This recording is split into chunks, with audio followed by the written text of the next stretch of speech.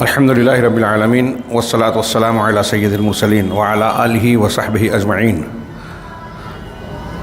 ومن تبعہم بإحسان الی یوم الدین. اعوذ باللہ من الشیطان الرجیم. بسم اللہ الرحمن الرحیم. وأقیموا الصلاة وآتوا الزکاة. وقال تعالی یا ایہا الذین آمنوا کتب علیکم الصیام کما کتب علی الذین من قبلکم. وقال تعالی وللہ علی الناس حج البیت من استطاع الیہ سبیلا. محترم حاضرین، دروس مہمہ میں ہم لوگ ارکان اسلام پر گفتگو کر رہے ہیں. شہادتین اسلام کا پہلا اور بنیادی رکن ہے. اس کے بعد سب سے زیادہ اہمیت و افادیت والا رکن نماز ہے. 5 وقتہ فرض نمازیں صلوات. اس پر گزشتہ ہفتہ گفتگو ہوئی. تیسرے نمبر پر رکن ثالث، تیسرا اسلام کا رکن ہے زکوٰۃ. یہ اللہ کی کتاب میں نماز کا قرین ہے اور کئی مقامات پر اللہ نے دونوں کو ساتھ ساتھ ذکر کیا. جیسے میں نے ابھی آیت پڑھی وَأَقِيمُوا الصَّلَاةَ وَآتُوا الزَّكَاةَ، نماز قائم کرو اور زکوٰۃ دو. اس تعلق پر زکوٰۃ کی اس اہمیت اور نماز سے اس کے ربط پر لوگوں نے بہت کچھ لکھا ہے، بیان کیا ہے. ہم اور آپ سنتے اور پڑھتے رہتے ہیں. نماز اللہ رب العالمین سے تعلق جوڑتی ہے اور زکوٰۃ بندوں سے. زکوٰۃ زکا یزکو سے بنا ہوا ہے. اس کے معنی پاک اور صاف کرنا اور اضافہ اور زیادتی کرنا، یہ دونوں معنی ہوتا ہے. اسی لیے شیخ نے دونوں کو ملا کر زکوٰۃ کا معنی بتاتے ہوئے کہا وَالزَّكَاةُ تُطَهِّرُ الْمَرْءَ وَتُزَكِّي قَلْبَهُ وَتُزَكِّي مَالَهُ وَتَكُونُ بَرَكَةً لَهُ وَلِمَالِهِ. یعنی اس کے لغوی معنی سے اس کے شرعی معنی کی طرف اشارہ کرتے ہوئے زکوٰۃ کا فائدہ بتایا کہ زکوٰۃ کو زکوٰۃ کیوں کہا جاتا ہے. وہ اس اعتبار سے کہ زکوٰۃ آدمی کی تطہیر کرتی ہے، صفائی کرتی ہے، مال کی محبت، دنیا کی محبت سے صاف کرتی ہے. وہ تزکی قلبہ، اس کے دل کا تزکیہ اور صفائی کرتی ہے. اگر آپ اور ہم دیکھیں تو دنیا میں دنیا داری، حب الدنیا و کراہیت الموت، جو مسلمانوں کی بزدلی اور دشمنوں کی یلغار کی ایک بنیادی وجہ حدیث میں بیان کی گئی ہے، اس کا بنیادی سبب یہی ہے کہ آدمی دنیا کو چاہنے لگتا ہے، مادہ پرستی کا غلبہ ہو جاتا ہے. اور جب مادہ پرست ہو جاتا ہے تو روحانیت، اخلاق، دین، آخرت یہ پیچھے چلا جاتا ہے، پس پردہ چلا جاتا ہے. انسان اس کو غیر ضروری سمجھنے لگتا ہے. اور آج یہ نقشہ ہم دیکھ رہے ہیں. گویا زکوٰۃ اور انفاق کا جو مقصود ہے، حکمت ہے، اس کی آج کے سماج کو، ہمیں اور آپ کو بہت شدید ضرورت ہے. مادہ پرستی، دنیا داری اور ظاہر بینی کا غلبہ ہے. زکوٰۃ انسان کو اس سے نکال کر روحانی قوت ادا کرتی ہے، دل کا تزکیہ کرتی ہے، مالی محبت، دنیا کی محبت سے صفائی دیتی ہے، تزکیہ کرتی ہے. وَتَكُونُ بَرَكَةً لَهُ وَلِمَالِهِ، اور یہ انسان کے اپنی ذات کے لیے بھی اور اس کے مال کے لیے بھی برکت کا، اضافے کا باعث ہوتی ہے. برکت میں اضافہ، دوام اور افزائش کا معنی پایا گیا. تو جو لوگ زکوٰۃ دیتے ہیں ان کے مال میں اضافہ ہوتا ہے اور ان کے جو ہے ان کی ذات میں بھی برکت ہوتی ہے. اللہ رب العالمین برکت دیتا ہے. اللہ کے رسول صلی اللہ علیہ وسلم کی ایک حدیث کا ٹکڑا ہے وَمَا نَقَصَتْ صَدَقَةٌ مِّن مَّالٍ، کہ کسی مال میں صدقہ و خیرات کوئی کمی نہیں کرتی، بلکہ اللہ کے راستے میں دینے سے اللہ رب العالمین مال میں اضافہ کرتا ہے اور برکت دیتا ہے. جبکہ اس کا الٹا معنی یہ ہوا، اور وہ ثابت ہے دوسرے نصوص سے، کہ جو لوگ بخیلی کرتے ہیں وَمَن يَبْخَلْ يَبْخَلْ لِنَفْسِهِ، جو بخیلی کرتا ہے وہ اپنے آپ سے بخیلی کرتا ہے، اپنا ہی مال اپنے لیے استعمال نہیں کرتا. مر جائے گا دوسرے استعمال کریں گے. ہاں، تو جو بخیلی کرتا ہے وہ اپنا نقصان پہلے کرتا ہے اور اپنے آپ کو اجر و ثواب سے بھی محروم کرتا ہے. مزید یہ کہ زکوٰۃ سے اگر مال میں برکت ہوتی ہے تو زکوٰۃ نہ دینے سے مال میں کمی ہوتی ہے، نقصان ہوتا ہے. صدقہ و خیرات دینے سے اضافہ ہوتا ہے. اس کا مطلب صدقہ و خیرات نہ کرنے سے، زکوٰۃ نہ دینے سے مال میں کمی ہوتی ہے. والزکوٰۃ، یہاں ایک اور بھی اشارہ کر دوں میں کہ ان ارکان اسلام کے جو تذکرے ہم پڑھ رہے ہیں، آخر میں شیخ نے اس کا تھوڑا سا ذکر کیا ہے. یہ 5 ارکان اگر آپ غور کریں، دین کے یہ 5 بنیادی ارکان اگر ایک آدمی توجہ کے ساتھ انجام دیتا ہے تو اس کی پوری زندگی پر اس کے اثرات مرتب ہوتے ہیں. یہ عبادات ہیں یہ ارکان اسلام جو ہیں یہ بذات خود مقصود ہیں. اللہ رب العالمین کی عبادت کے لیے اللہ نے ہم کو پیدا کیا. اب اس مقصود اصلی کے ساتھ ساتھ ان عبادات یا ارکان اسلام میں بہت سارے ذیلی اور فروعی فوائد ہیں. یہاں ایک بات یہ بھی دماغ میں رکھیں کہ جب ہم اللہ کی عبادت کو انجام دیں تو ہماری نیت میں اخلاص ہونا چاہیے. عبادت ہی مقصود ہونا چاہیے. اللہ رب العالمین کی رضا، اس سے اجر و ثواب کی امید ہونی چاہیے کہ یہ اللہ کا عائد کیا ہوا فرض ہے، ہم اس کے حکم کی تعمیل کر رہے ہیں اور اللہ کی عبادت اصل مقصود ہے، یہ مقصد بن جائے. اب ضمنی طور سے اس کے اگر فوائد مال و دولت میں زیادتی ہے، صحت مندی ہے، دشمنوں سے تحفظ ہے، اللہ رب العالمین کی نگرانی اور حفاظت و مدد ہے، یہ چیزیں زائد ہے، اس کا نتیجہ ہے. اب اگر کوئی آدمی اس لیے نماز پڑھ رہا ہے کہ اس سے صحت اچھی ہوگی، کوئی آدمی کوئی دین کا کوئی عمل اس لیے انجام دے رہا ہے کہ دنیا کا کوئی فائدہ مقصود ہے، جیسا کہ آج کل فضائل کو بتاتے ہوئے لوگ محنت کرتے ہیں، فجر کی نماز پڑھو گے تو یہ دنیا کا فائدہ، ظہر کی پڑھو گے تو یہ فائدہ، عصر اور مغرب کے یہ فوائد ہیں، عشاء کے یہ فائدے ہیں، اس سے ترغیب دیتے ہیں اور اسی پر زور صرف کیا جاتا ہے. اسی طریقے سے ہم دیکھتے ہیں مولانا ابو الاعلیٰ مودودی رحمہ اللہ، ان کے یہاں دیکھتے ہیں کہ وہ ان کے یہاں دین کی تشریح جو ہے سیاسی انداز کی کہ حکومت کا قیام ہے، حکومت الہیہ کا، اس کو مقصود اصلی بنا دیا. اب سارے عبادات کو جو ہے اس کا وسیلہ اور ذریعہ بنا دیا. یہ عبادات مقصود اصلی ہیں، ذریعہ نہیں ہیں، اور یہ ذریعہ بنتے ہیں بہت سارے فائدوں کا، پوری زندگی پر اثرات مرتب کرتے ہیں. اچھی طرح سمجھیں، انہوں نے ترتیب ہی پلٹ دی کہ اصل مقصود حکومت کا قیام ہے، نہیں، اصل مقصود اللہ کی عبادت ہے. ہاں، یہ بات دماغ میں رکھیں، جو میں کہہ رہا ہوں یہ قرآن و حدیث کی نصوص اس پر وارد ہیں، پورے اسلاف اور سلف کی ساری علمی وراثت اس پر دلالت کرتی ہے کہ اصل مقصود اللہ کی عبادت ہے. حکومت کا قیام، اسلامی حکومت کا نافذ ہونا، یہ نتیجے کے طور پر اللہ کا وعدہ ہے، یہ ہمارا نصب العین نہیں ہونا چاہیے. بہت اہم بات کہہ رہا ہوں. اللہ رب العالمین نے قرآن میں کہا وعد اللہ الذین آمنوا منکم وعملوا الصالحات لیستخلفنہم فی الارض کما استخلف الذین من قبلہم، کہ تم میں سے جو لوگ ایمان لائیں اور عمل صالح کیا. ایمان اور عمل صالح ہم سے مطلوب ہے، تو جو ایمان اور عمل صالح کرے گا، یہ قرآن کی آیت ہے، رب العالمین کا فرمان ہے، ہاں، کسی دانشور کی بات نہیں ہے.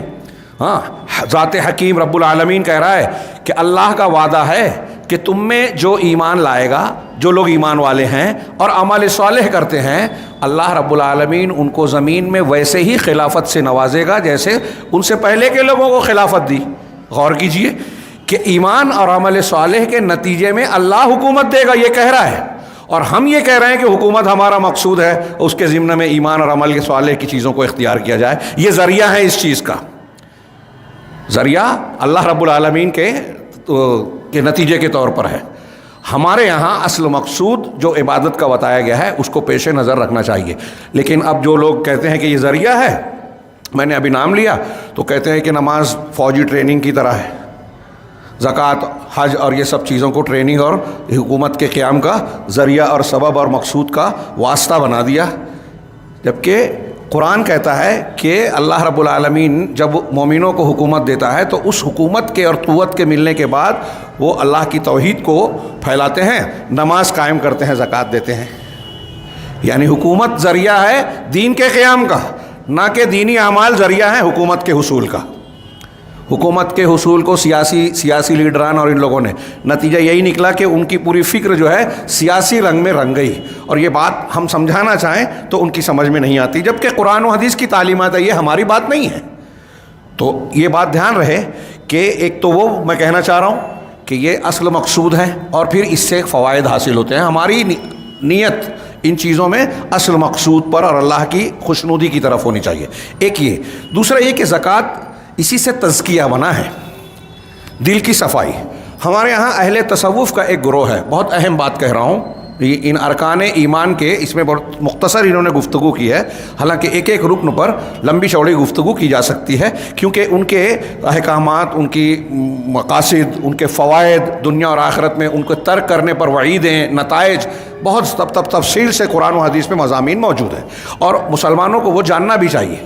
میں یہاں ایک اور اہم بات کرنے جا رہا ہوں کہ کچھ لوگ جو ہے دل کے تزکیے اور اپنی صفائی کے لیے روحانیت اور دینداری کو اختیار کرنے کے لیے جب تزکیے کی طرف آتے ہیں تو وہ اہل تصوف کے خود ساختہ اصولوں کو، ان کے سلسلوں کے بتائے ہوئے بدعتی طریقوں کو اختیار کرتے ہیں کہ پیر صاحب کے ہاتھ پہ بیعت کریں اور فلاں سلسلہ چشتی، قادری، نقشبندی، سہروردی، رفاعی اور فلانی ڈماکی جو بھی ہے ان کے طریقے پہ یہ طریقہ، یہ عمل کیا جائے، یہ عبادت کی جائے، یہ ذکر کیا جائے، مراقبہ کیا جائے، ایسی ریاضت کی جائے، ہاں طریقت و سلوک کے یہ انداز اختیار کیا جائے، پیر صاحب کو اس طرح سے یاد کیا جائے، ان کی اس طرح سے خدمت کی جائے تو تزکیہ حاصل ہوگا۔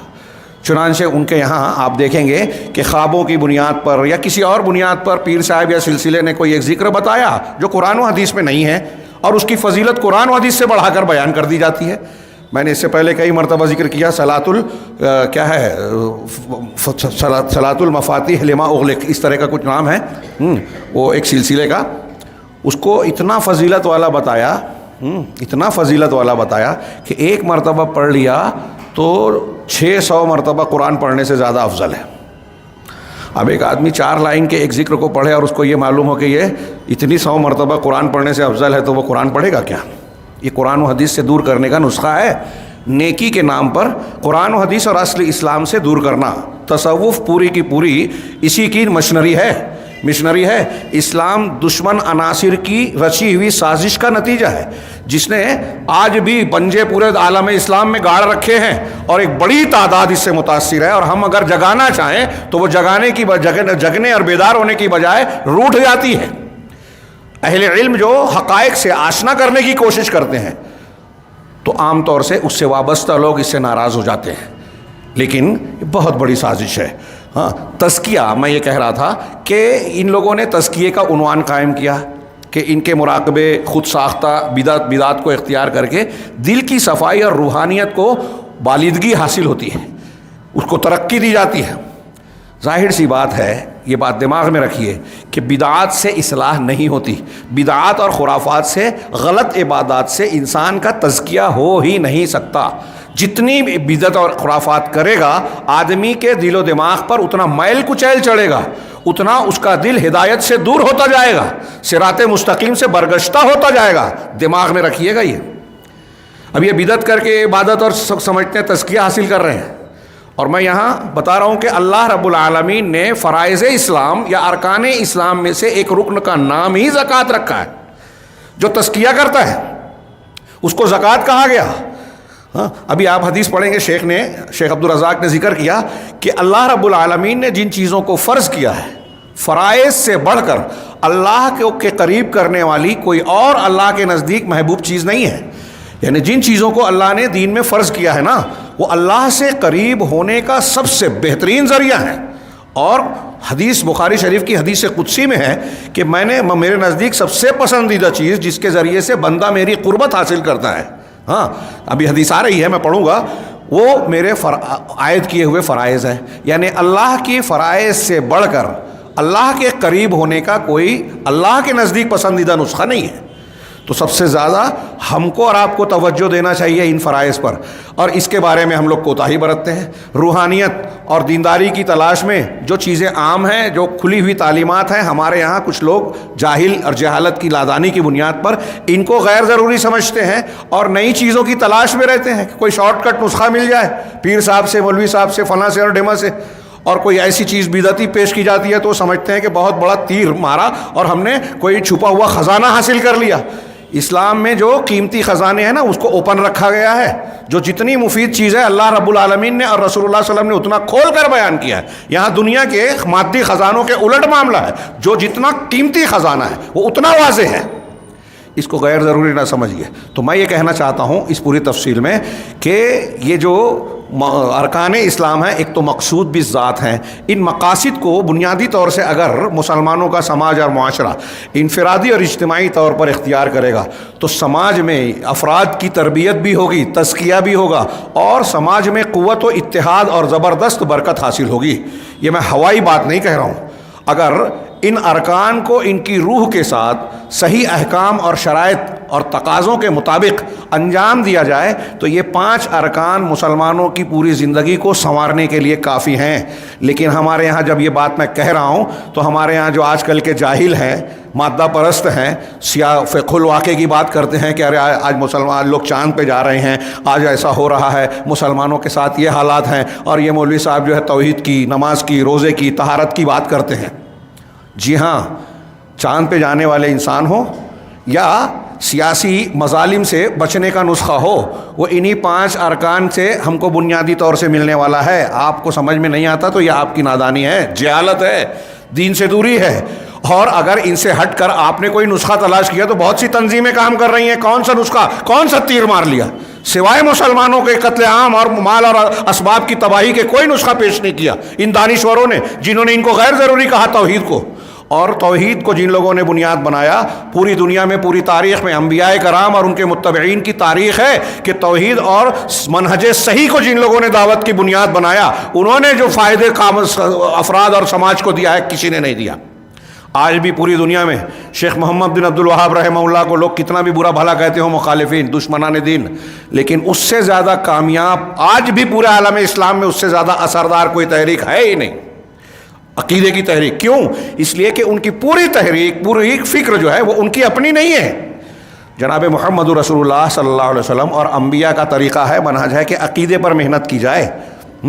آپ پوری دنیا میں دیکھیے ان کی ایک کتاب التوحید، شاید عالم اسلام کا کوئی ملک اور کوئی شہر نہ ہو جہاں اس کو پڑھایا جاتا نہ ہو، شاید کوئی زبان ہو جس میں اس کا ترجمہ نہ ہوا ہو۔ اتنی شرحیں اس کی لکھی گئی کہ شاید کم ہی کتابیں اتنا، وہ قرآن حدیث کی کتابوں کے بعد جو ہے ایسی کتابیں ملے گی شاید شاذ و نادر، جو اتنی شروحات لکھی گئی، 70-80 سے زیادہ 100 کے قریب شرحیں لکھی گئی اس کی۔ یہ میں اپنے علم سے کہہ رہا ہوں، ہو سکتا ہے اور زیادہ ہو، تراجم وغیرہ ملائے تو اور بڑھ جائیں گے۔ تو یہ جو نبی صلی اللہ علیہ وسلم کا نسخہ ہے، یہ ارکان اسلام جس کو ہم لوگ غیر ضروری سمجھتے ہیں، اور جب یہ بحث کر رہا ہوں تو ممکن ہے بہت سے لوگ سوچیں کہ یہ سب تو ہم تو جانتے ہیں۔ نہیں جانتے۔ ہمارے سماج میں اس ارکان اسلام کے پیغام، اس کی روحانیت کو بیدار اور زندہ کرنے کی شدید ضرورت ہے۔ جو لوگ اس کو ٹریننگ قرار دیتے ہیں ان کو بتانے کی ضرورت ہے کہ یہ ٹریننگ نہیں، مقصود ہے۔ جو لوگ تزکیے کے بدعتی طریقوں کو اختیار کرتے ہیں کہ پیر اور بابا اور فلاں سلسلے کا مراقبہ کیا جائے، ان کو بتانے کی ضرورت ہے کہ اس کو چھوڑ کے اللہ اور رسول نے سب سے بہترین جو نسخہ دیا ہے اس پر توجہ دیجیے۔ آپ کے تزکیے کا اس سے بہتر نسخہ ہے ہی نہیں، ہو ہی نہیں سکتا۔ یہ ہم نہیں کہتے، خود اللہ اور رسول اللہ صلی اللہ علیہ وسلم کے بیانات اور شہادتیں آپ اور ہم کو جھنجھوڑتی ہیں۔ چنانچہ آگے بڑھتے ہیں کہ یہ زکوٰۃ جو ہے آدمی کے تطہیر کرتی ہے، یعنی ظاہری صفائی، باطنی صفائی، دل کی تزکیہ کرتی ہے، مال کو صاف کرتی ہے، میل کچیل سے صاف کرتی ہے۔ اگر کچھ کمی بیشی ہو گئی ہو تو زکوٰۃ کی ادائیگی سے مال صاف ہو جاتا ہے، اس میں بڑھوتری اور برکت ہوتی ہے۔ وما نقصت صدقۃ من مال۔ شیخ نے اس کے بعد کہا کہ زکوٰۃ کیا ہے؟ یہ ایک تھوڑا مال جو اللہ نے اغنیا کو ڈھیر سارا مال دیا ہے، اغنیا کو، مالداروں کو، غنی کی جمع اغنیا، اغنیا کو، مالداروں کو جو بہت سارا مال دیا ہے، اس میں سے تھوڑا سا مال ہے، 2.5%۔ عام اموال میں 2.5%، بعض خاص شکلوں میں یہ پرسنٹ کم زیادہ ہوتا ہے، فصل میں، خزینے میں، دفینے میں یہ تبدیلی ہوتی ہے۔ میں فی الحال ان تفصیل میں نہیں جاتا۔ عمومی مال میں 2.5% ہے۔ آپ سوچئے کہ ایک آدمی کے پاس اگر 1 لاکھ روپیہ ہے، اب اس کو اس میں سے صرف 2,500 زکوٰۃ کے طور پر دینا ہے، کون سا مشکل ہے؟ آج دنیا میں کتنے ٹیکسز ہیں، کیسے کیسے لوگ، حکومتیں لوگوں سے پیسے وصولتی ہیں، کتنا زیادہ۔ ہمارے ملک میں دیکھیے ہر جگہ پیسہ، آپ گاڑی خریدنے کے وقت بھی ٹیکس دیتے ہیں، ٹول ٹیکس بھی دیتے ہیں، اور نہ جانے پیٹرول میں بھی، اور نہ جانے کہاں کہاں لوگ چیخ چلا رہے ہیں، کچھ نہیں ہوتا۔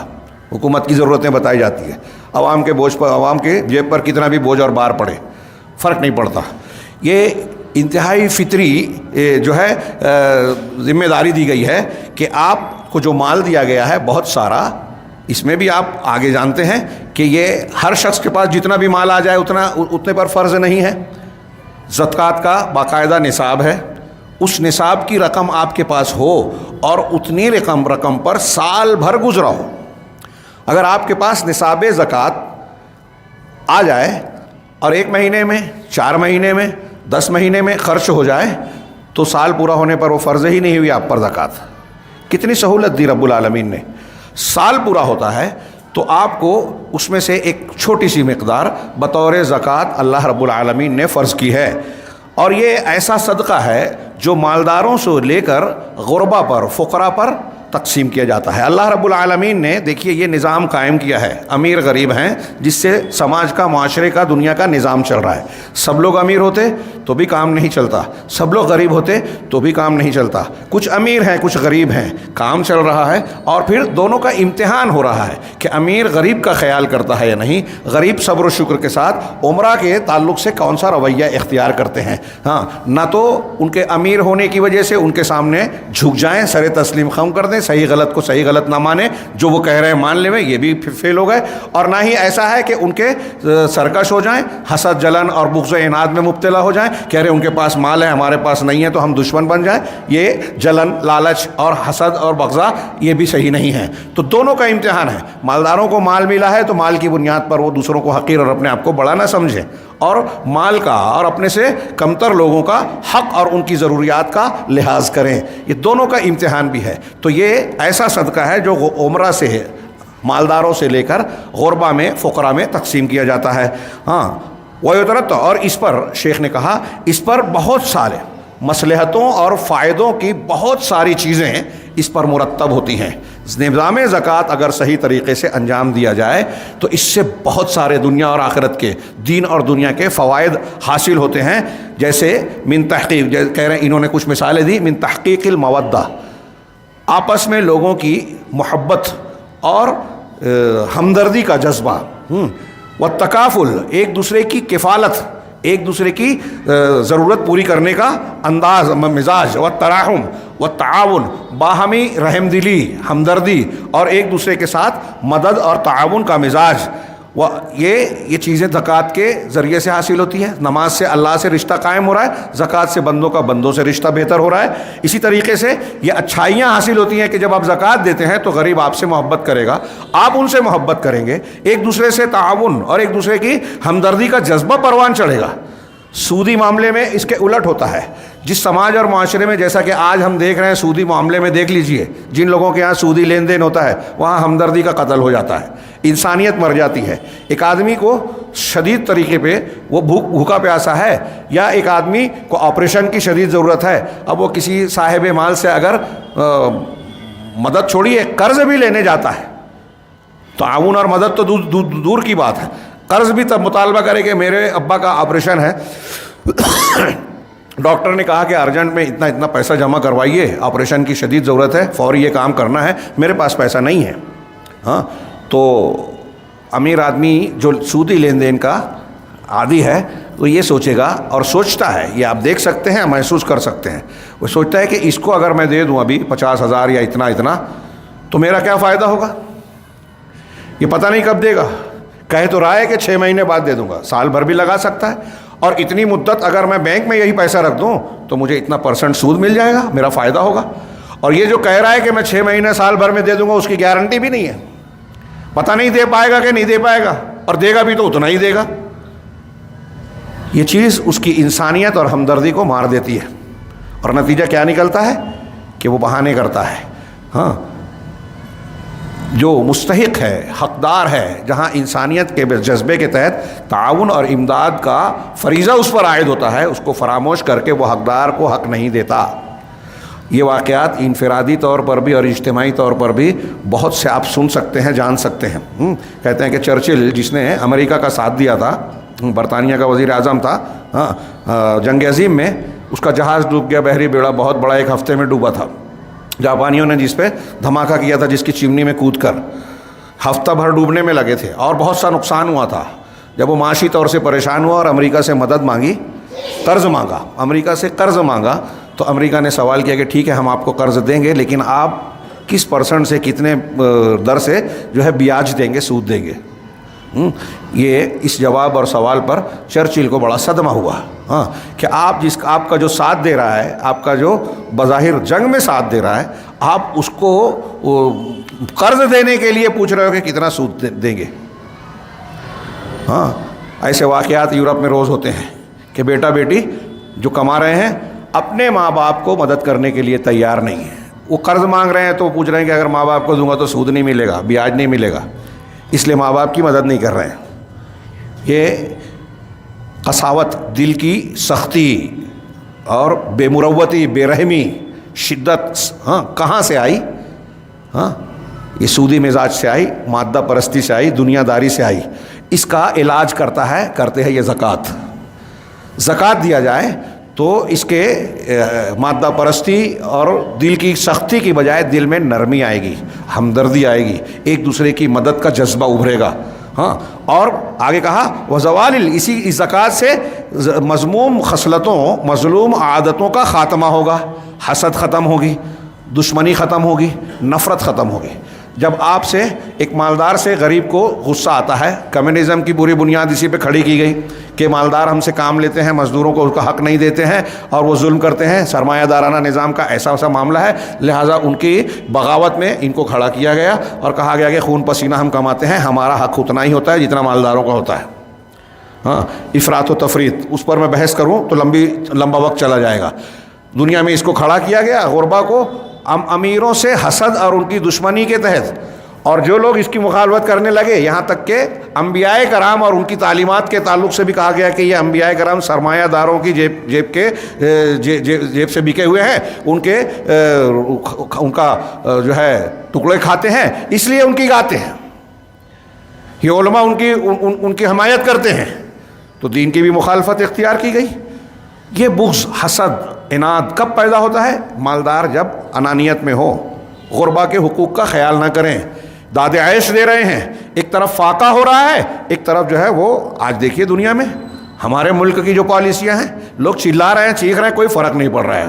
حکومتی ایوانوں میں کوئی جنبش نہیں ہوتی کہ مندر کا نسخہ دے دیا، اب اس کے بعد جو ہے چند لوگوں کو دنیا کے اندر یہ تیسرے نمبر کے، دوسرے نمبر کے، چوتھے نمبر کے مالدار ہیں، اس پر فخر کیا جا رہا ہے کہ ہندوستان ترقی کر رہا ہے، جبکہ اصل رپورٹیں اور جو لوگ جانکار لوگ بتاتے ہیں کہ معاملہ اس کے بالکل برعکس ہے. GDP نیچے ہو رہی ہے، لوگ بھوکمری اور بے روزگاری کا شکار ہیں، روزگار نہیں مل رہا ہے اور لوگ غریب سے غریب تر ہوتے جا رہے ہیں، عام آدمی کی زندگی دوبھر ہوتے جا رہی ہے، بچت نہیں ہو رہی ہے، وغیرہ وغیرہ، نہ جانے کیا کیا معاشیات کے ماہرین بیان کرتے ہیں.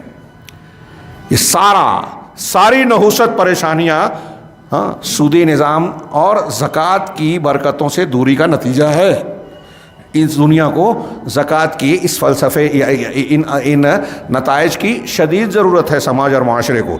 چنانچہ یہ حسد، نفرت، عدوان، سرکشی اور ایسی بہت ساری بیماریوں کا خاتمہ کرتا ہے یہ زکوٰۃ کا نظام، سسٹم. اور یہ اس دین عظیم کے محاسن میں سے ہے، اسلام اور شریعت اسلام کے محاسن میں سے ہے، اس لیے کہ یہ بہت سارے مسلمان معاشروں کے بہت سارے عظیم مصلحتوں کا حامل ہے، بہت سارے مسائل کو حل کرتا ہے. آج جن بھی باتوں کو بیان کر کے ہم روتے ہیں کہ ایک جگہ فاقہ ہو رہا ہے، ایک جگہ ایسا ہو رہا ہے اور ویسا ہو رہا ہے، یہ سارے مسائل ختم ہو جائیں گے اگر زکوٰۃ کا اور انفاق کا شرعی نظام قائم کیا جائے. کوئی بھوکا نہیں سوئے گا. ایک مسلمان کتنا بھی غریب ہو، وہ یہ ڈرے گا کہ اللہ تعالیٰ قیامت کے دن مجھ سے پوچھے گا کہ میں بھوکا تھا، تو نے کھانا نہیں کھلایا. یہ زکوٰۃ نہیں ہے، یہ عام حق ہے اور زکوٰۃ کے فلسفے اور حکمت میں شامل ہے. کہا اسی طریقے سے یہ اس قوت تکافل جو باہمی کفالت اور ایک دوسرے کا خیال کرنے کا جذبہ ہے، اس کو مضبوط دیتی ہے، اس کو صاف پاک کرتی ہے. یہ زکوٰۃ جو ہے جو کہ جسے اسلام نے پیش کیا ہے اور اسے واجب اور فرض قرار دیا ہے. اللہ تعالیٰ، اللہ کے رسول صلی اللہ علیہ وسلم نے فرمایا کہ یہ صدقہ ہے، تؤخذ من اغنیائہم فترد علی فقرائہم، جو مسلمانوں کے مالدار لوگوں سے لیا جائے گا. یہ صدقہ یعنی صدقہ زکوٰۃ کو فرض صدقہ زکوٰۃ ہے. قرآن و حدیث میں دونوں کا استعمال ہے، زکوٰۃ کی جگہ صدقہ، صدقے کی جگہ زکوٰۃ. تو تؤخذ من اغنیائہم، یہ مالداروں سے لیا جائے گا اور ان کے فقراء میں تقسیم کر دیا جائے گا. غور کیجئے گا، یہ چند باتیں جو میں نے پیش کی ہے، اس کی حکمتیں، مصلحتیں اور پھر قرآن و حدیث میں اس کی تفصیلات. شیخ نے آگے کہا اسی لیے ضروری ہے کہ ایک مسلمان اس عظیم الشان فریضے پر اچھی طرح توجہ دے. چنانچہ جس کے پاس اتنا مال ہو جو نصاب کو پہنچ رہا ہو، نصاب زکوٰۃ کو، اسے چاہیے، نصاب زکوٰۃ جس پہ زکوٰۃ فرض ہوتی ہے، اسے چاہیے کہ وہ زکوٰۃ کے احکامات کو سیکھے تاکہ اسے ادا کر دے. اب یہاں اور بھی ایک مسئلہ ہے. زکوٰۃ فرض ہے، رکن اسلام ہے. اس رکن اسلام سے بچنے کے لیے ہمارے یہاں نسخے تلاش کیے گئے اور اس کو فقاہت اور دینداری کا نام دیا گیا. ہمارے یہاں آج کل ہوتا ہے یہ دین کے ساتھ کھلواڑ. مسلمانوں کو جو مختلف قسم کے فتنے، مصیبتیں اور تھپیڑے پڑ رہے ہیں، مار پڑ رہی ہے جگہ جگہ، ہاں میں سمجھتا ہوں یہ اس کا نتیجہ ہے. ہم شکوہ شکایت کرتے ہیں لیکن اپنا کردار بھول جاتے ہیں. ہم دین کے ساتھ کھلواڑ کرتے ہیں. اپنے آپ کو دین کی تعلیمات کے مطابق ڈھالنے کی بجائے آج مسلم سماج کا ایک بڑا طبقہ دین کو اپنی خواہشات کے مطابق ڈھالنے کی کوشش کرتا ہے. اور یہ پرانی کوششیں بھی ہیں کہ ایک آدمی جانتا ہے کہ یہ فرض ہے لیکن اس فریضے سے بچنے کے لیے ایسے راستے تلاش کرتا ہے کہ ہم بچ بھی جائیں اور مجرم بھی نہ بنیں. یہیں سے لوگوں نے کتاب الحیل کھولی. کتاب الحیل سے یہودیت کا باب کھلتا ہے. کتاب الحیل حیلے کی کتاب آپ نے بارہا سنا ہے. فقہ کی کتابیں جو کہلاتی ہیں، ہاں بکواس اس میں بہت ساری درج ہیں. قرآن و حدیث کی فقہ ہے جو قرآن و حدیث کو مسترد کرنے کے. یہ ایسے ہی ہے جیسے دنیا میں ایک قانون بنتا ہے. ہاں اب حکومتی طبقہ، طاقتور طبقہ قانون سے کی خلاف ورزی بھی کرتا ہے اور قانون سے بچنے کے طریقے بھی اختیار کرتا ہے. آج کل تو بہت کامن ہے یہ بات کہ ایک غلط کام بھی کرتے ہیں. ہاں ابھی تو لیڈروں پر جو ہے آفت آئی ہوئی ہے. پہلے مسلمانوں پر آئی تھی تو لوگ چپ رہتے تھے. ہاں ابھی ای ڈی اور ان سب چیزوں کے چکروں میں ان پر بھی لفڑا آ رہا ہے. سب کو پتہ ہے کہ وہاں مقصود بے ایمانی کا خاتمہ نہیں ہے. وہ ایک آدمی پارٹی بدل دیتا ہے، جرم ختم، اس کے کیس فائل صاف ہو جاتی ہے. ہاں دودھ کا دھلا بن جاتا ہے. تو جیسے یہاں کرتے ہیں ویسے ہمارے یہاں لوگوں نے دین میں کرنا شروع کر دیا بہت پہلے سے. آپ نے سنا ہے کہ حنفی فقہ کی کتابوں میں، کتاب الحیل میں زکوٰۃ سے بچنے کے کئی نسخے بتائے گئے ہیں کہ اگر میرے پاس مال ہے جس پر زکوٰۃ فرض ہو رہی ہے تو سال پورا ہونے پر فرض ہوگی. حولان حول کی شرط ہے. اب میرے پاس فرض ہونے والا مال نصاب کا جو ہے وہ آ گیا، 11 مہینہ گزرا، اب 12 مہینہ پورا ہوگا تب سال ہوگا نا. 11 مہینہ ہونے کے بعد میں اس مال کو اپنی بیوی کو ہبہ کر دوں کہ یہ میں تم کو ہبہ کرتا ہوں، تم اب اس کی مالک ہو گئی. تو میرے مال کی مالکہ اب میری بیوی بن گئی. تو مالکہ بدل گئی، میرے پاس نہیں رہا تو میرے پاس سال پورا ہوا ہی نہیں، زکوٰۃ فرض ہوئی نہیں.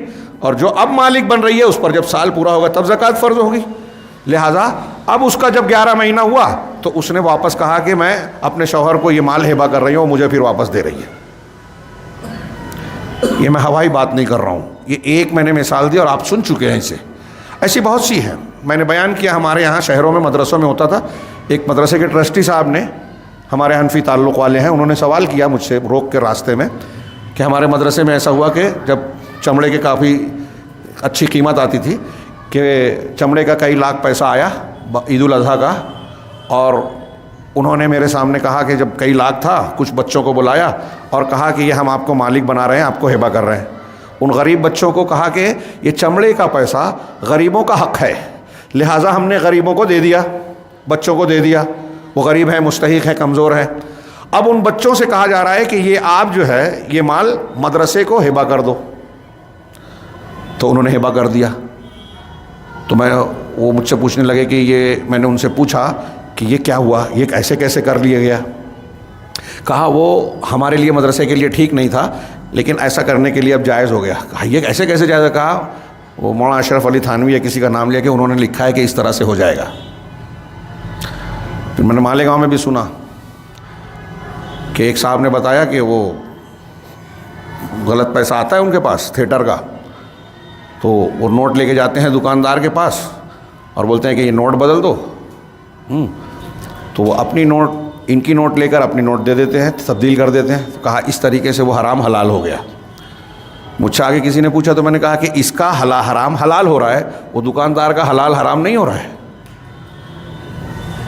عجیب فلسفہ ہے. نوٹ کی تبدیلی سے حکم بدل جائے گا، آپ حرام کمائیں اور نوٹ بدل لیں. تو بہرحال جو انہوں نے مجھ سے پوچھا، یہ سارے چیزوں کا جواب میں نے دیا، یہ ملا کے یہاں دے رہا ہوں. انہوں نے پوچھا تو میں نے کہا کہ آپ کو میں جواب دوں گا تو آپ کو برا لگے گا، لیکن صحیح بات یہ ہے کہ یہ یہودیت ہے. یہودیت ہے. کہا وہ کیسے؟ میں نے کہا آپ نے پڑھا ہے نا واقعہ قرآن میں، اللہ رب العالمین نے بیان کیا سنیچر کے دن یہودیوں کے ایک بستی کو سنیچر کے دن مچھلیوں کے شکار سے منع کیا گیا تھا. وہ سمندر کے کنارے تھے. ہاں تو پورا واقعہ آپ جانتے ہیں. کہ سنیچر کے دن سطح آب پر مچھلیاں نظر آتی اور اس کے علاوہ دنوں میں وہ نیچے چلی جاتی. یہ امتحان تھا ان کا. تو انہوں نے تھوڑا چال چلی کہ جمعہ کو جال لگایا, اتوار کو نکالا, سنیچر کو آتی تھی تو پھنس جاتی تھی. تو کہا کہ ہم نے سنیچر کے دن شکار کیا ہی نہیں. کچھ لوگوں نے منع کیا, کچھ لوگ خاموش رہے, کچھ لوگ یہ کرتے تھے. جو کرتے تھے ان کے بارے میں قرآن میں بالکل صاف ہے کہ ان کو اللہ رب العالمین نے بندر بنا دیا, کونوا قردۃ خاسئین. ہاں, کہ ان کو کہا گیا کہ آپ راندے ہوئے بندر بن جاؤ. ہاں, پھر حدیث میں بعد میں وضاحت آئی کہ جب بندر بنائے گئے 3 دن میں وہ مر گئے, عذاب آیا ان پر. آپ سوچئے تھوڑی دیر کے لیے کہ وہ بھی یہی کر رہے تھے کہ سنیچر کے دن منع ہے تو ہم نہیں ماریں گے, جمعہ کے دن جال لگایا, اتوار کے دن جو ہے اس کو نکال رہے ہیں. بظاہر تو ٹھیک ٹھاک دکھ رہا ہے معاملہ. یہ اللہ رب العالمین نیتوں کو جانتا ہے کہ آپ کی نیت کیا ہے. وہاں آپ دھوکہ دینا چاہتے ہیں. یہی چیز آج ہمارے یہاں لوگوں نے اختیار کر رکھی ہے. ایک جھوٹی حدیث کی بنیاد پر یہ فتوے دیتے ہیں کہ دارالحرب میں سود جائز ہے. ہاں, اور یہاں کھل کے کہہ نہیں سکتے کہ دارالحرب ہے, لیکن اندر اندر فتوے اس طرح دیتے ہیں کہ یہاں کی اسٹاک مارکیٹ میں یا بینکنگ سسٹم میں آپ مجبور ہیں, آپ لین دین کر سکتے ہیں, اور فتوے دے رہے ہیں. ہمارے یہاں بیمہ ایجنٹ مسلمان ہیں, بینک کے کلیکشن کرنے والے مسلمان مل جائیں گے, بینکوں میں کام کرنے والے سودی نظام میں سود کا لین دین کرنے والے مسلمان ملیں گے. جب آپ ان سے ٹوکیں گے, پوچھیں گے تو جیب میں ان کو فتویٰ نہ ملے گا. مولوی صاحب نے کہا ہے کہ کر سکتے ہو, آپ کا یہ کام ہے. ہاں, مولوی صاحب کہہ رہے ہیں تو حلال ہو گیا. اللہ اور رسول نے کیا کہا؟ اللہ تعالیٰ نے کہا کہ سودی لین دین سے باز نہیں آئے تو اللہ اور رسول سے جنگ کا اعلان کر دو. اب ایک طرف ہم جنگ کا اعلان کر رہے ہیں اور دوسری طرف کہہ رہے ہیں کہ فلسطین میں یہ حال ہے, ہندوستان میں ایسا ہو رہا ہے, ہمارے خلاف قانون بن رہا ہے, ظالمین جو ہیں مسجدوں پر جو ہے قبضہ کر رہے ہیں, چالیں چل رہے ہیں. ایک مسجد تو گئی, مندر بن گیا, اب دوسری کا نمبر لگ چکا ہے اور ہونے والا ہے فیصلہ ان کے ہی حق میں. یہ بالکل طے شدہ نوشتہ دیوار دکھ رہا ہے. اور مدد نہیں آتی. ہمارا بھی امتحان ہے, ان کا بھی امتحان ہے. ہم کہتے ہیں کہ ایمان امر صالح کی مدد آئے گی, تو ہم ایمان اور امر صالح, اللہ اور رسول کو بھی تکلیفیں آتی تھی, مصیبتیں آتی تھی, وہ کم سے کم ایمان پہ تھے, ایمان اور دعوت کے تقاضوں کو پورا کرتے تھے. ہم تو وہ بھی نہیں کر رہے ہیں, دین کا مذاق اڑا رہے ہیں. یہ کہہ رہے ہیں کہ بھائی حرام حلال ہے, ہندوستان میں سودی لین دین کر سکتے ہیں, اور مختلف ہیلے بہانے کے ذریعے سے اللہ کے حلال کو حرام اور حرام کو حلال بنایا جا رہا ہے. حلالہ کر کے جائز ہو جائے گا. کتنی جگ ہنسائی ہوئی اس پر, لیکن کسی مولوی مفتی نے یہ نہیں کہا کہ یہ قرآن حدیث میں نہیں ہے حلالہ. میں نے بہت مرتبہ تقریروں میں کہا, کھل کے کہا. لوگوں کو برا لگے تو برا لگے, ان کو اس بات کا غم نہیں ہے کہ قرآن و حدیث کا دین بدنام ہو, اس کا مذاق اڑے, مسلک پر آنچ آئے, یہ قابل برداشت نہیں ہے. تو جب ایسے آپ کے اور ہمارے کردار ہوں تو اللہ کی مدد کہاں ہے؟ عذاب آئے گا نا, ہم اللہ کے عذاب کو دعوت دیں اور دعا کریں کہ اللہ مدد کر. تو بہرحال اس طریقے سے آپ دیکھیں گے کہ اسلام کے فرض ہمارے یہاں, میں نے سنا ہے کہ یہ کتاب الحیل والا جو باب ہے, اس پر عمل ہمارے یہاں آج بھی ہو رہا ہے, آج بھی ہو رہا ہے. میں نے تاریخ میں اکبر بادشاہ کے دربار کے مفتی کا ایک واقعہ پڑھا تھا, پتہ نہیں کتنا صحیح ہے. ہاں, اکبر کا دین الہی اور وہ جو کتاب ہے اس میں غالباً ذکر ہے کہ وہ یہی عمل کرتے تھے. بہت مال تھا, ہیرے جواہرات, سونے چاندی بہت سارا تھا ان کے پاس. 11 مہینے پہ بیوی کو دے دیتے, پھر 11 مہینے پہ بیوی شوہر کو دے دیتی, اور مر گئے. مرنے کے بعد جب ان کے گھر کی زمین کھودی گئی تو اس میں 3 بڑے بڑے دیگ جیسے برتن بھر کر جواہرات نکلے. جو ہیلے کرتے تھے مرنے کے بعد کچھ بھی لے کے نہیں گئے. جب وہ زمین پہ تھے تو اپنا مال دفن کر کے رکھا تھا, جب وہ دفن ہو گئے تو مال اوپر آ گیا جو دفن تھا, کچھ کام نہیں آیا ان کے. ایسے ہمارے یہاں میں نے سنا ہے یہ جو زکوٰۃ کے ہم اتنے فائدے پڑھ رہے ہیں اور شیخ کہہ رہے ہیں کہ اس پر توجہ دینی چاہیے, واقعی توجہ دینی چاہیے. اب ہمارے یہاں جو لوگ زکوٰۃ نہیں کے نصاب کو نہیں پہنچتے ہیں ان کی بات الگ ہے, اور جن کو نصاب ہے وہ اپنے آپ کو بہت سمجھدار سمجھتے ہیں, دین سیکھتے کے لیے ان کو تیار بھی نہیں ہے. وہ علماء میں کیڑے نکال لیتے ہیں, ارے ان مولویوں سے پوچھیں گے تو یہ تو ہمارے کام دھندے کو بھی غلط بول دیں گے. لہٰذا وہ دین سیکھتے نہیں ہیں, دین کو اپنے حساب سے جو ہے گھماتے ہیں. مولوی صاحب سے راستے پوچھتے ہیں کہ یہ کرنا ہے ہم کو, کیسے کرنا رہے گا, اور مولوی صاحب راستے بھی بتا دیتے ہیں. ہاں, مسئلہ یہ بھی ہے ہاں کہ ہم لوگوں کو جن کی اصلاح کرنی ہے وہ مسجد میں نہیں آتے, درس میں نہیں آتے, ہاں کم آتے ہیں. اس کا یہ مطلب نہیں کہ جو آ رہے ہیں ان کو ضرورت نہیں ہے, ہم کو بھی ضرورت ہے. اللہ رب العالمین سب کا خیر کرے. تو بہرحال ہمارے یہاں بھی میں نے سنا ہے کہ جب ایک تو رمضان میں لوگ زکوٰۃ دیتے ہیں، رمضان شرعی طور سے متعین مہینہ نہیں ہے کہ زکوٰۃ اسی میں دی جائے. پھر دوسرا یہ کہ جب زکوٰۃ کی فرضیت کا موقع آتا ہے تو لوگ ہیلے بہانے کرتے ہیں. میں نے سنا ہے کہ رمضان سے پہلے لوگ پراپرٹیز خوب خریدتے ہیں. زمین خریدنے کے بعد ان کا یہ تصور ہوتا ہے کہ اب ہم نے پراپرٹی بنا لی، زمین خرید لی، تو اب اس پر زکوٰۃ نہیں ہوگی. اگر کوئی زمین، کوئی پراپرٹی آپ ایسی خریدتے ہیں جس میں آپ کو اس کے استعمال کی نیت ہے کہ یہ میں گھر میں رہائش کے لیے، بیٹے بیٹی فلاں کے لیے یا رہنے کے لیے بناؤں گا، تو آپ کے استعمال کے لیے جو چیز ہے اس پہ زکوٰۃ نہیں ہے. لیکن اگر آپ کے دل میں یہ ہے کہ یہ زمین میں خرید رہا ہوں، جیسا کہ مسلمان علاقوں میں مسلم سیٹ عام طور سے کرتے ہیں، کہیں پلاٹنگ ہو رہی ہے سیٹ لوگ لے لیتے ہیں، مہنگا کر دیتے ہیں، غریبوں کو یہ بتایا جاتا ہے کہ دیکھیے فلاں سیٹ نے بھی لیا، جبکہ وہ اس لیے لیتا ہے کہ بعد میں جب مہنگا ہوگا تو میں بیچ دوں گا. جب یہ نیت ہے تو آپ کی وہ زمین مال تجارت ہے. گھوڑا اگر استعمال کے لیے ہے تو زکوٰۃ نہیں ہے، لیکن گھوڑے کی تجارت آپ کر رہے ہیں تو اس پر زکوٰۃ ہوگی. پاور لوم اگر آپ اس پر مال کی افزائش کر رہے ہیں، بنائی کر رہے ہیں، تو وہ کارخانہ پاور لوم اس پر زکوٰۃ نہیں ہے، لیکن آپ پاور لوم کا بزنس کر رہے ہیں تو اس پر زکوٰۃ ہے. ایسے ہی زمین کا معاملہ. تو اگر آپ کی نیت یہ ہے کہ میں قیمت دام بڑھ کر ملے گا تو میں اسے بیچ دوں گا، کچھ پیسہ بڑھا لوں گا، تو اس مال پر آپ کو زکوٰۃ دینا ہے. ہاں، اس پیغام کی، اس تعلیم کی نشر کی جو ہے فروغ، اشاعت اور لوگوں میں اس کی تربیت بہت ضروری ہے. اور بھی بہت ساری چیزیں آج ہمارے سماج اور معاشرے میں بے ایمانی کی ہو رہی ہیں. یہ ہمارے موضوع سے ہٹ جائے گا. بے ایمانی کی جیسے یہ کہ کچھ لوگ، میں نے سنا ہے کہ اپنی زمین نہیں ہے، جھوٹے کاغذات بنا کے بیچ دیتے ہیں، خرید کے پیمنٹ ادا کیے بغیر آگے بیچ دیتے ہیں، دھوکے دیتے ہیں. اور ان سب چیزوں میں سب سے زیادہ جس کو نشانہ بنایا جاتا ہے وہ ان غریبوں کو جن کی جمع پونجی وہ اپنی سرمایہ کی کا حاصل سمجھ کر زمینوں کو خریدنے میں لگا لیتے ہیں.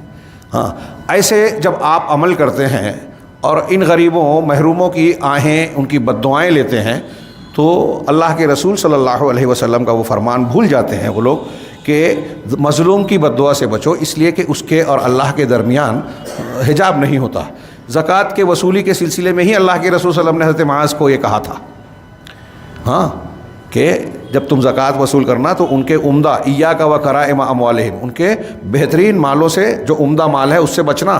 زبردستی وہ مال نہیں لے لینا زکوٰۃ میں جو ان کا پسندیدہ ہے. اور دینے والے سے کہا کہ ایک دم گھٹیا جو بالکل نہیں چل سکتا وہ مت دو، درمیانی دو.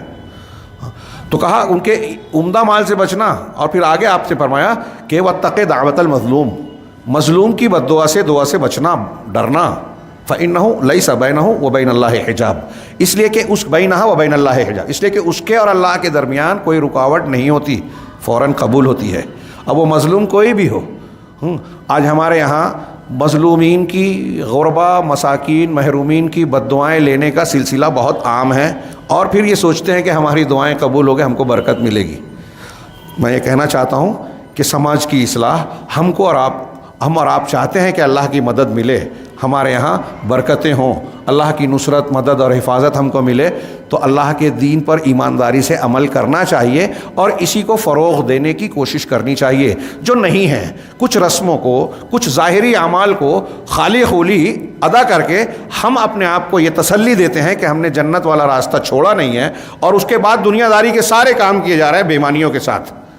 یہ غلط دین ہے، دھوکہ ہے، فریب ہے. اگر ہم اسلام کے ارکان کے بھی مقاصد کو صحیح ڈھنگ سے سمجھ لیں، سیکھ لیں، تو یہ غلط فہمیاں دور ہو جائیں.